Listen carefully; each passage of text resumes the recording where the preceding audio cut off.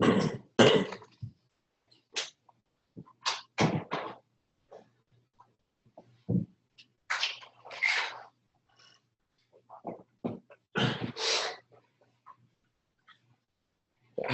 going to split up the questions to first go with questions that are more real estate related, and then with questions that are, I guess, if you're wearing the hat as a mortgage broker, like more the mortgage business specific. If we buy a building all cash, we stabilize it, then refi with the cash out, let's say 2 years in.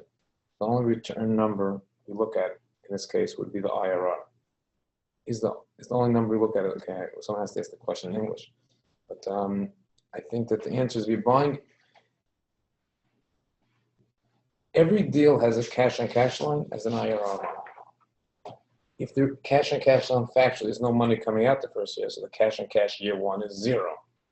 Cash starts coming in year 2 or year 3. That's the lingo. But every deal has an IRR. An IRR tells you, and that's the most important number that you really care to know about. I'm making an investment based on my projection. What is my projected NOI? So if someone buys a building for all cash, okay, and we stabilize it. I mean, and during that time they bought it all cash. There's no money coming out. So the cash on cash return year 1 is 0. They stabilize it year 2, and they start collecting some income. Even if it's $1, the cash on cash return is $1 of their total investment. Could be a cash on cash return of a minuscule number, a couple of percent, and that's it.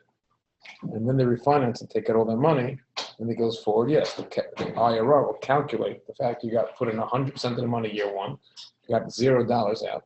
Year 2, you took some cash flow out. End of the year 2, you borrowed the money back, you put all your money back, and then going forward, whatever your return was based on your balance out, yes, it's going to calculate the IRR from the beginning of time until that point.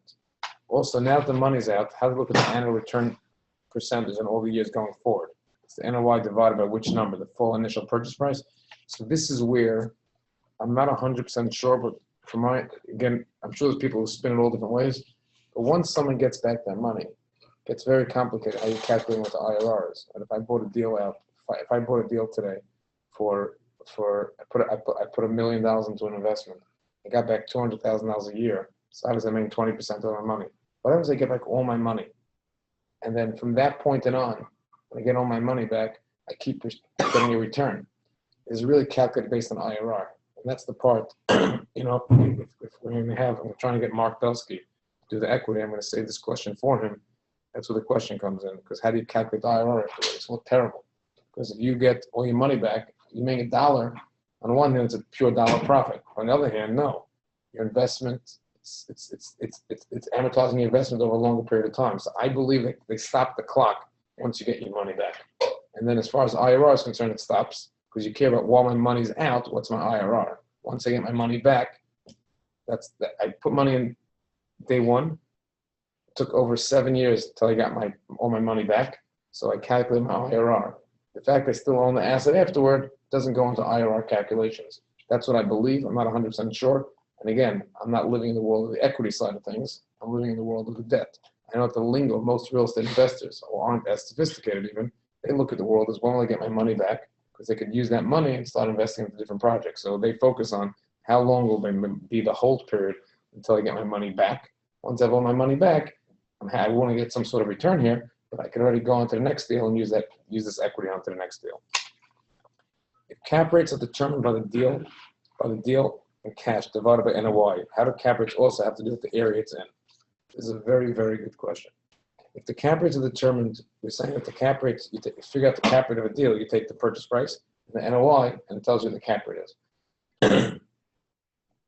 The difference in the lingo is that if I actually sold the building right now, what cap rate did this building sell at? The factual number it sold at is the formula between the NOI and the purchase price. However, did I overpay or underpay? Did I get a good deal or a bad deal?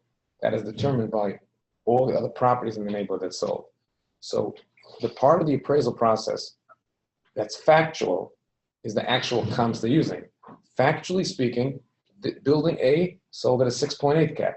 Factually, building B sold at a 7.1 cap.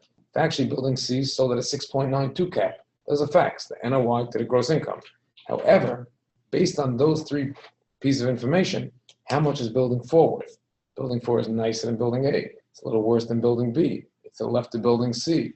That information is where the process goes differently. So that's how to reconcile those parts of it. How accessible a mezzanine loan? Okay, that's what I'm going to focus on here.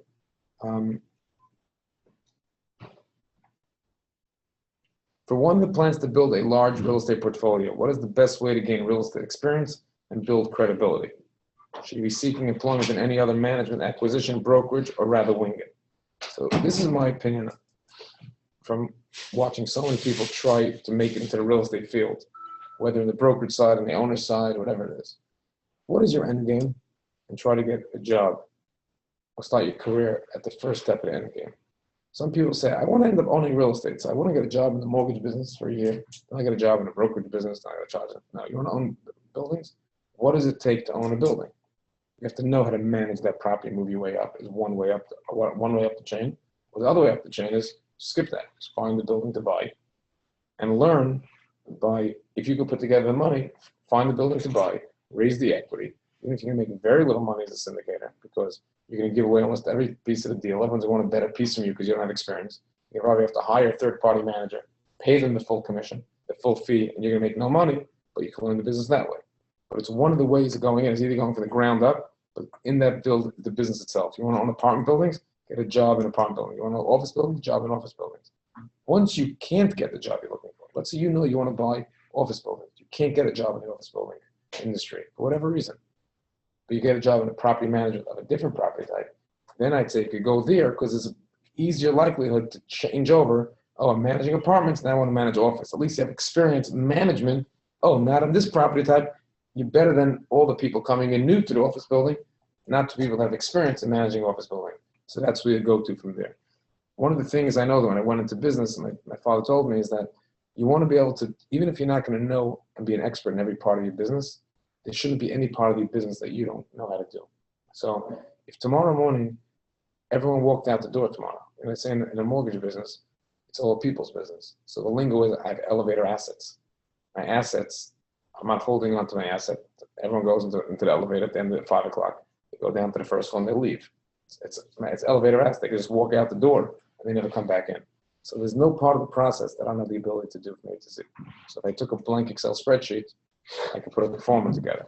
Okay, is there someone who can do it better than me? Yes. Could someone do it more sophisticated? Yes. A little bit faster? Yes. But there's no part of the process that I don't have the ability to do. And over time, I took the weakest links that I have and I plugged holes in by bringing in people that's their expertise. So same thing's over here. If you ultimately want to own a piece of real estate, you have to be able to, at one point, you have to know every part of the whole entire process. That's why some people start from the bottom up. There's actually a banker in Don Bank that he's there for like over 30 years. He's running all of lending. Kirk Lloyd, his name is. He started as a teller. So it's like he started as a teller, they move up and they go up the ranks. That's a corporate America doesn't work like that so much today. You have to start at the bottom in order to be an executive. But literally, that's how it works. They took the best clerk, and they make them do a manager in the servicing, and they move up the ranks. So he truly knows every person in the bank what they do. He probably had every role from the lowest level role straight through the whole entire bank. We recommend someone start a career in real estate acquisitions in an era of rising interest rates and a market oversaturated with buyers. So here's another point that I found. Leaving aside how technology is going to change this industry, and if it will, if it won't. Leaving aside if data is going to change the industry. Leaving aside if apps are changing this business. There's never the right time, per se, to start. There's people who started, there's no statistical evidence in Eastern Union that, people who started beginning of a crash, end of a crash, middle of a crash, during a boom year, bad year, they have a higher statistical average. It's about confidence. It's coming into a market and shooting for confidence. I do think, though, that someone who came in during a tougher market, psychologically, emotionally, confidence-wise, is probably in a better situation because they started out with a struggle and they have experience for that struggle behind them. They know what it's like that they saw that world there. But it's actually better time you can make more money. I don't think better than that. So if someone's able to control your emotions and your confidence level at any time you came into the market, I don't believe there's a difference. Coming in, the benefit of coming in, I found only during a tough market, is that during a tough market, you get any real estate on the phone. When a market's like booming, it's tough. They don't need you. They have their own deals. They're getting it done. It's a different situation. That's the only part that I found different, that that I found different from that point. Now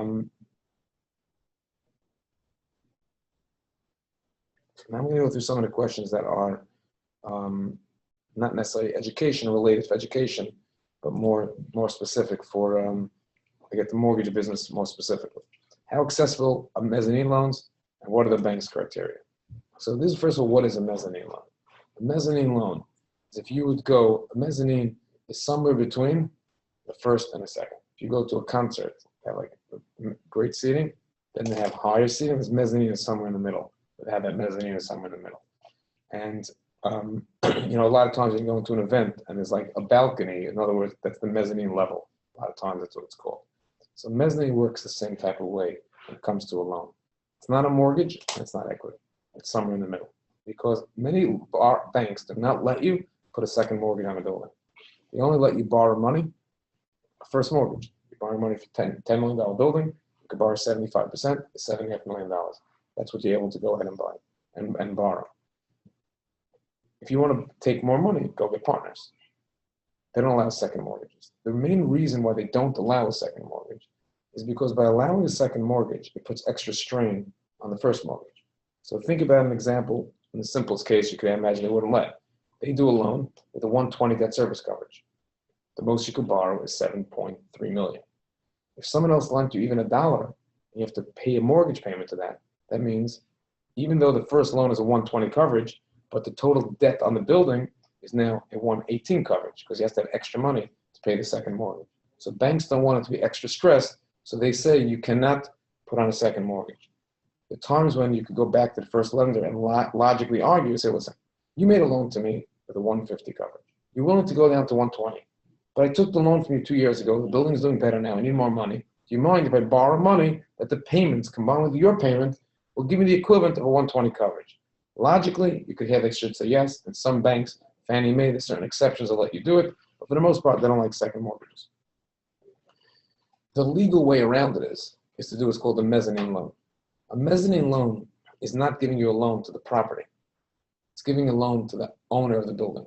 So I bought a building under ABC LLC. I have an LLC that I bought a building under. Now with that building that I bought, I take a loan from the bank for $7.5 million. I really wanted $8 million. No one, they're not going to lend it to me. So I find a private person to lend me $500,000 at a rate of 8%, 10%, 12%, irrelevant what the rate is. So he doesn't record it as a second mortgage. What's his collateral? Not the building. His collateral is my LLC. So he comes to the LLC and says, listen, you Mr. L, he comes to the LLC and says the LLC is worth $2.5 million because the LLC owns a building worth $10 million, but it has a mortgage of $7.5 million. So what? How much is it worth? It's worth $2.5 million. There's a value, there's a net worth of $2 million in that LLC. And they'll lend $500,000 against that. And they basically say, if you default to stop making payments, we will take over this LLC, and we now own this property. And we take over the ownership of the property. So the loan is not to the, on this point, I'll answer questions while you're sitting here. It's not focused as much on the video out. It's more that the people are sitting here. So if you have an LLC, and this way, the first lender is secure, because the first lender has a loan of $7.5 million. The second, the mezzanine lenders can protect it because they don't have to go through a whole foreclosure process. They could just put a lien on the LLC and own it. There's no foreclosure process to take over an LLC. You could foreclose on another business pretty fast. It's a business like this LLC, and they're protected. And so even though sometimes a lender has a problem with the second mortgage, since this person can't trigger a foreclosure on the property, they don't really mind. See, what happens now if I have a second mortgage? As a second mortgage, I have certain rights. Someone doesn't pay me, I could trigger maybe a foreclosure. I could start the process. So if a first lender says, whoa, everything's going fine. I'm getting my payments. I have a loan of $4 million in this $10 million building. If you put a second mortgage on, you don't pay the second mortgagee, what's going to happen? He's going to start a foreclosure, start issues. And then when issues start, maybe I'm going to be in trouble because maybe if there's a fight, you'll stop paying all the mortgages while you're fighting. I want to have money coming in. I want to have my rent coming in on my money for the next 2 years. And fully, maybe the building will be worth from $10 million, go down to $4 million. By the time it's done, I will take a loss. So therefore, they don't want to get involved. The mezzanine doesn't have the power to start a foreclosure. They have the power to take over the actual borrower. So in a lot of cases, sometimes you have lenders who don't like second mortgages actually love mezzanine. Because typically, who's writing a check on the mezzanine lender? Who's writing that check? Not some small guy. Someone who's very wealthy, very sophisticated, willing to take the risk, can afford to take the risk as liquid, to go from 75% to 80 or 75% to 85%. I'm the lender, dime bank. I make the loan. I find out that they put a mezzanine lender in there for $500,000. I'm saying to myself, listen, if this borrower has trouble, you know what's going to happen? The mezzanine guy is going to step in. He's richer, and the truth is, he's even going to fight less than the borrower, because the original borrower put in $2.5 million of equity. So when I get into a fight with him, he's trying to protect $2.5 million. If there's a problem here, the mezzanine guy could easily throw out the borrower, and he's only in there for $500,000. So he's in that position for $500,000. Meaning, if there's an opportunity to sell this whole building for $9 million, the mezzanine guy will sell it in a heartbeat. He sells it for $9 million, pays me my $7.5, and he keeps $1.5 million. He tripled his money.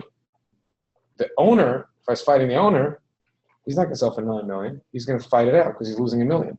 He's going to fight it out, whatever he could do to try to figure out how I could save the problem. So who gives mezzanine loans? It's typically behind a Wall Street loan. It's typically behind an agency loan. Because a regular bank with all the regulation and sophistication, they don't do it. And also, who's writing checks, mezzanine checks? They're not writing checks for $200,000. Minimum check, $2 million, $5 million, $10 million, $20 million checks. If you reverse engineer the math, a $2 million check for 10% of the building has to be a $20 million building. So a guy buys $20 million building, gets a loan for $15 million, gets another mezzanine loan for $2 million, brings up to 85%. Who's writing checks for $15 million and above? Typically not a local bank. It's typically a more sophisticated institution. And those institutions allow it. So to get mezzanine, you typically only get a mezzanine loan, minimum check $2 million. So right off the bat, if you think about deals that are less than $20 million valuation, the odds are there's no mezzanine built into those deals.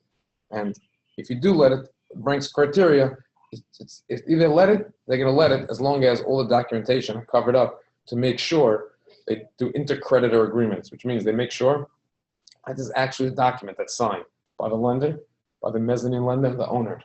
It discusses in the event of a default or a problem what happens. So later on, you have to realize the mezzanine lender made a loan to Joe.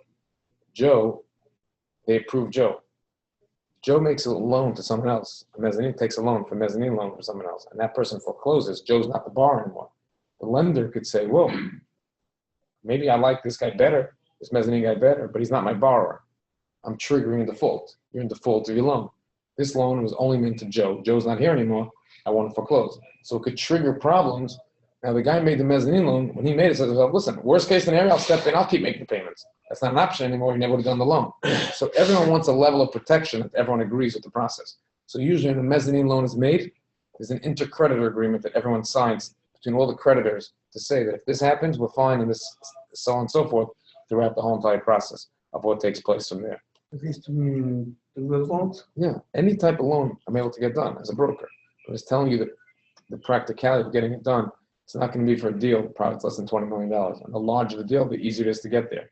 Because you have to realize that document costs money from an attorney to draft. Whatever it costs, $5,000, $10,000. Yeah, that's another fee on a loan. So when I take all these fees on a $20 million deal, it equals the equivalent of 1%. $200,000 is 1%. I have $200,000 in fees on a small loan, it doesn't make sense. So like a banker tells me, "I'll do a loan even for $1 million, on $1 million value building. I'll lend you $100,000. But the same thing when people are doing a mortgage for $400,000. I need a minimum fee of $10,000. So that's the equivalent of 2.5 points you're paying me. It's cheaper for you to get ripped off by your local bank than to use me. I'll get you a better rate, guaranteed on those small deals, without a doubt. But if you're taking the fees to me, that becomes a problem from there." So the other questions are, construction loans hard to get. In this time we're in right now, construction loans are hard to get because lenders are nervous about the rent and they're nervous about the market, what's going to be. So how does a lender make a loan? They make a loan renting the money, they get the payments, and they know that they'll be able to get taken out, no problem, the value's there. But they don't really know that for sure. So because of that, the lenders that are lending money today that were doing construction, some of them stopped totally. Others lowered the amount of allocation. They'll do $500 million a year instead of $1 billion. So it's tougher because they can take the best of the loans that are out there. And those that are left have the ability to charge a higher rate because of it. Also, the construction loans, their rates went up the highest as a percent overall. Meaning, if I take the 10-year treasury bill went from 2% to 2.5%. That's an increase of 20%. So my overall loan was LIBOR plus 200. So it went from 4% to 4.5%. What did my rate go up? 50 basis points is equivalent to 12%. My rate changed 12%. On a construction loan, there's some lenders are doing loans at 200 over LIBOR. LIBOR was 0.29. So 229 was their floating rate. LIBOR went to 0.94 now. So they have a deal now. That same deal went from 2 to 294. I mean, someone's paying money on a loan. That was a huge percent increase. His payments went up 35%, his mortgage payments. Now he's saying he prepared for it, he allocated for it, but as a percent, it's a big jump. So those construction loans, you put that all into the mix, it got tougher and tougher to go ahead and take those construction loans out. What is your best referral network source? So if the question is being posed as I'm buying real estate, was your question? No, was that both commercial and residential with the Construction? Yeah, and you say residential, you mean homes or you mean apartment building? I can't really comment on homes, on the home construction as much, but yes, it's pretty much the same. Because they're looking at a marketplace, and overall, even though they could take a certain community and say this community, it's good and this it's bad, there's a macro level. Construction are riskier. The banks don't make a decision for the most part on a deal-by-deal basis. They make a decision on a macro level. We will do construction loans. We won't do construction loans. We're doing our allocation on construction loans are changing. So that, even if you have a great neighborhood, that loan officer is coming up against a tougher fight above the line. And even you talk about, based here in Lakewood, and people could say, Lakewood, it's always going to be building, there's people moving in and all that. So I can just tell you on a few points. We did the construction loan for Washington Square. And when Washington Square was built, that was the whole argument, is that the amount of people that move in and get married and families and growth, and everything will always be perfect and great. But you know something? There was a crash even in Lakewood during that time. It was an oversupply of buildings. You're right, 600 people might be moving in, a year. 600 families need new housing. But if you're building 700 houses a year, then you have a glut of housing, and that's the pricing goes in.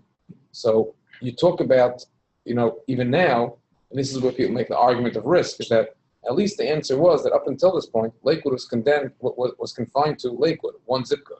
Today, it became the 5 towns. So you have 4 other towns around it that are cities around it that are the people moving to.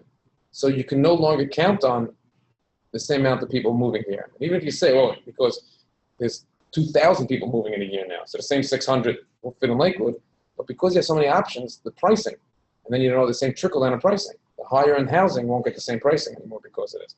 But these debates, while someone's nervous about construction, when you're nervous, any negative thing you hear, attached to your nervousness, and that's it.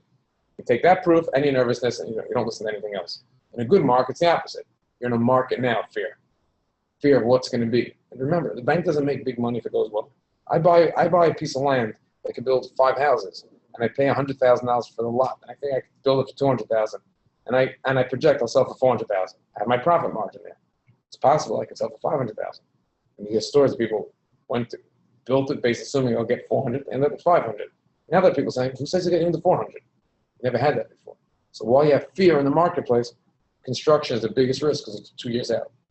Someone has to believe in the whole process of what's going to happen over the next 2 years. People get very nervous. Do you take the help? Leases mean as for rents or Rent. no. So let's go slow. I was just commenting now on for sale housing, the condos. On renting, leasing it out, that they're not as nervous about that, the lease. That they know in the markets, but still they don't know what the rents are going to be. So they look at a population growth, and they could say that in this community, in this city, in this state, that there's room for housing, or what price point. So what happens also, what happens if they built the wrong ratios in? So I saw, the big thing goes out a lot of times, and they have this issue when they make concerts. Okay, so they make a concert, they decide in advance that the premium seats up to this row, the next level is here and here and here. What happens if they don't sell enough premium seats? What do they do later? They run into a problem. What happens if they have concerts, like you could have concerts that have separate seating events? They allocate the wrong thing allocation. So certain things with technology, there's certain features, like I had an idea once, you could change it. You could do it today with technology, you do a bidding process. Sell the seats by bidding process, and 24 hours before the concert, it goes in order of premium, then the seats just get filled in. So they don't sell you seat number, row A, seat 4. They sell you the group number 9. So as soon as, if it comes out, they only sold a few of group A, then everyone naturally just moves up accordingly, okay? So these are issues that they have. Where are the rents going to be? So people built, so think about you're a builder in New York City. Think about you sit down, you talk to a friend of yours and says, listen, I'm buying this building. Because I'm going to build it, the collecting rents of $1,000 a month rent, I can fix up at $1,200. He goes, I have a better idea for you. Why don't you make it Class A? Really gut renovate, really upgrade it to rent it out for $3,000 a month. And net on the return on the IRR, it's a better deal for you. Run the numbers, and you say yes. What happens when you start building, you realize there's an oversupply of Class A properties. And the hot thing today is smaller ones. You're in trouble. So that's a change in the market. You're going to end up renting your space out for $1,600 instead of the $3,000. So you'll get a few people who pay $1,200 upgrade to there. Now it's vacancy at the $1,200 level. So a lot of these things become unknown. So having leases in place is not as important. It's important for commercial buildings. It's called spec. I'm building an office building. I don't want it to be a spec building. There, I'll put leases in place, make a difference. I go to the bank, listen here, I'm building an office building, building a shopping center. I have 80% of it pre-leased. Long-term leases done, that's already easier to get financed. Still construction, but it's easier in one respect because you have leases that are signed as long as the tenants that are real tenants and strong tenants could take it from there. Can you take a bridge loan for construction? Yeah. Oh, that's a very good point. So what happens is today, a lot of people are taking bridge loans for construction, especially if the deal's under $3, $4, $5 million with the total cost to build. Because then they say to themselves, listen, when you do a construction loan, the key thing is how fast you can build it.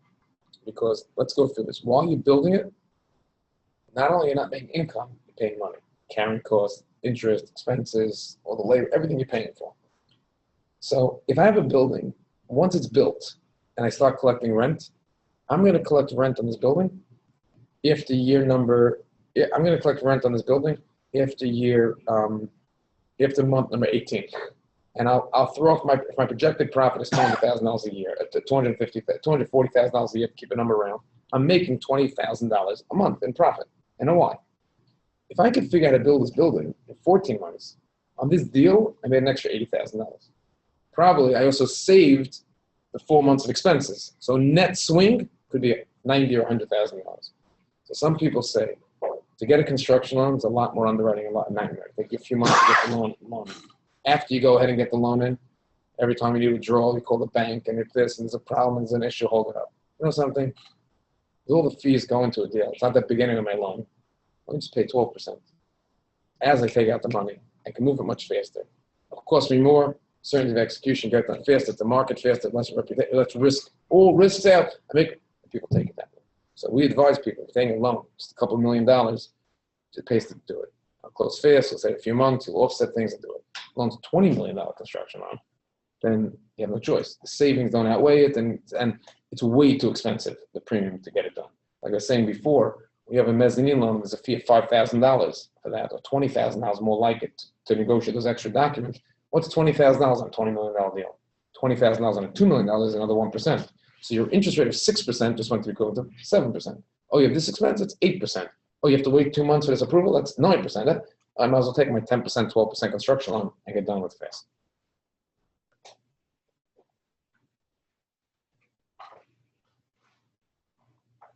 Can you go through the process, set up QTS after receiving a loan request through close again? So the most important part to realize is that we're never going to be in a assembly line. This business will never be replaced. People will never be replaced. Okay, and I went to a client once, and very wealthy, $100+ million, and he's talking to me about one of the things he was involved in. He was the first company to understand the internet. His brother told him a thing called the internet, and be able to have data move very fast and all these types of things. He was in the stock business, and he said he was the first one to bring internet into the stock business because he realized he can make trades faster. He has the news, and that's high-speed trading. See, now everyone has high-speed internet. When internet first came out, people were laying, those cables were being laid. People would spend $3,000, $4,000 a month, businesses, get high-speed internet, to send emails out, to upload, download speeds. By the stock market, that's key. If you could have a computer that could calculate much quicker and see what trends and buy and sell quicker, those fractions of a second are worth a lot of money. I walk into a meeting right now and tell everyone, the greatest stock you should buy today is stock A. Now, if you all walk out of here and one of you have to go home first to buy a stock, and one of you could buy it from your phone here, one buys a computer there, one guy, and one person calls their brother. The first person to buy it is going to get it at the lowest price. And as everyone else starts buying it, the bidding up to the market, it goes up. So if there's Intel news, and that second you can make a bid and ask, high-speed internet was very, very important. So he's telling me about his internet. So he tells me that yesterday I was talking to him, I said, did you ever make a mistake in your life? He goes, no, unfortunately I never. So he goes, I'm not telling you to brag, he tells me. It's really unfortunate to me that I never, because let me tell you this story. He says, when I came in, there was another company, and that company also got in early on the stock thing. And that company looked to replace all the human stockbrokers. And said they'll replace the human stockbrokers with technology. And that's what they were building. But in the process of building it, realized the market wasn't ready for it, and you will need a human at some point in the process. And that person lost the technology. I ended up buying it from them, on the cheap, and it helped me grow my business because of it. But however, that person learned from their mistakes. And that person realized that internet's going to be here. It's not going to replace people. Data, speed, replace. But it's always going to have a human element to it, be involved there. And they figured out the right hybrid. And that person is Jeff Bezos from Amazon. So he says, then I was laughing at this guy, but that's his learning experience. And that's the whole Amazon. If you read any article on Amazon, they're very into customer service, what the customer thinks, and that's comments, reactions, because he integrated the human side and the technology side in the whole entire process, together. So we're not going to be here. They're going to replace a broker. So when people ask, how do you think the internet's going to change my business? The internet's going to change my business, and it's changing already, it's going to keep changing it, is that clients are more informed. So they know what they could get. I'm never going to be able to tell a client, I got you a great rate of 3.8. And the guy says, oh, it's amazing. How did you do that? I thought rates are 4%. That's never going to happen. The other part of it that doesn't happen anymore is that they know all the banks that are out there. It's more like we're working as in tangent with them. So it's going to allow through the process to clients do more parts of the process themselves, easier to do parts of the process. It used to be a client would send me a FedEx of a stack of papers, and okay, I'll let my secretary enter it into Excel and make the spreadsheet nice. Whoa, it's amazing. I never saw my whole rent roll look like this. Today, who doesn't have Excel? Who's not using a third-party management software? Today, the guy sends it to me in Excel already. I'm just modifying a few numbers how the bank looks at it. So as time goes on, and people have staff in their own office, they say, well, I have to pay the same fee. So the fees are getting downward pressure. But also what's getting downward pressure is how are they going to pay me? Someone might call up and say, I only need this service from you, which in the past was either all or none. So they're going to come in for that. So what's very important is when I'm telling you the process, and I'm going to end from this session today after this, is that the process that we set up is that the deal is supposed to happen by the broker himself, A to Z. It should be a one-man operation. You should bring a deal in. He should underwrite it, set it up. He should decide which banks to go to. He should prepare a beautiful cover letter. He should send it out to those banks. He should follow up for phone calls. He should go narrow it down to the top few choices and go meet those bankers and talk to them about the deal. He should get the best term sheet, go back to the borrower, narrow it down to the best two, to the best one, and negotiate one bank against the next and get the best deal. Sign up the deal, get all the third-party paperwork, coordinate the appraisal, go down to the appraisal, go down to an environmental guy comes, engineer guy comes, check out the building, make sure everything is perfect, get the third-party documents. If something's missing, speak to the attorney, make sure whatever the bank's missing, get it to the approval process, get the loan, get the appraisal comes back. If there's a problem, understand what's wrong, prepare the paperwork. Go into the closing, get the bank approves it, order title, hire the attorneys, follow the process until you get to the closing table, close, get paid, have a party, go home, repeat cycle. What I built through the system in the office here are departments that have an expert in every single step of the way. So I found a genius in numbers and Excel is working just in the setup department. So now a broker brings the deal in instead of him sitting down on the computer and putting it in, a waste of his time because he can originate more business during that time. He's not the greatest at numbers typically because numbers are only a part of his life, right? He became a broker because part of his life is that he's able to sell and he wants to meet people, do other things. He can't be the greatest person in numbers and be a broker at the same time. Someone who is great at numbers and only spends time at numbers will have to be better than him. That's all they're doing the whole day. So he has someone to help him in that process. He oversees it. He gives the guidance. There's an expert working there. Once that's finished, he could review it himself and then he'd go to someone else whose expertise and all they're doing all day is writing up the beautiful story that goes to the package. Then he could have a department, and QTS could brainstorm, where should this bank go, the deal go to? And QTS He's going to submit it for him. QTS will file for quotes for him. QTS will date the bankers. QTS will help him when his client wants something different. They'll go back to the bank and say, "How can we get this instead of this?" So that people along the way, they can hold their hand through the process. The client knows one person, the broker. Behind the scenes, the broker has a whole symphony, a whole orchestra working with him. So the brokers have a stronger point in Excel over others. They'll use the setup department just for the first phase of it. The brokers are terrible in Excel. Every time they have a question, they go back to the numbers guy and run the numbers and fix it up. And that's the give and take and the back and forth throughout the process. So if a deal comes in, we have a setup department that gets set up. Then after the setup department, you can use it to the QTS department, which will do it from the write-up, the selling of it, pitching it to the banks, sending it to the banks, getting the quotes, negotiating the term sheet. Once he gets the term sheet, we'll put the deal on their application, put it in process, and then we'll bring in an underwriter to work with him from there to close, deal with all the paperwork, the third party, coordinating all these things, all the back and forth. And then as it goes through the process, through the commitment, there's an issue, he'll deal with problem solving, deal with the issue then, gets it approved. Again, the underwriter works them all the paperwork until the day of closing and the deal closes. But the beauty is during this time, he saved about 60 or 70% of his time. And he could use that to bring in more business. And now he's even a stronger broker when he goes into the market because he goes out to a client. He didn't just work on one deal. You know, he has 4 deals on his belt and 6 deals. It's self-fulfilling the growth that comes out. With the app now, this technology, the app has, aside from having the rates and the calculators, everything at its fingertips, it also has the Ask QTS button, which we keep enhancing every day. And that QTS button, he could be knowledgeable of the whole firm's data live at his fingertips. So if he's in a client's office, he could type in an address, and right there will tell him which banks are hot in that area, what actual quotes they gave. We're rolling out a feature in the next couple of weeks internally, not externally, where, and this is going to take the whole game up for new brokers to compete at a whole new level, where they could log in, that same Ask QTS button, there'll be a tab there with a map. And on the map, you will see color-coded buildings.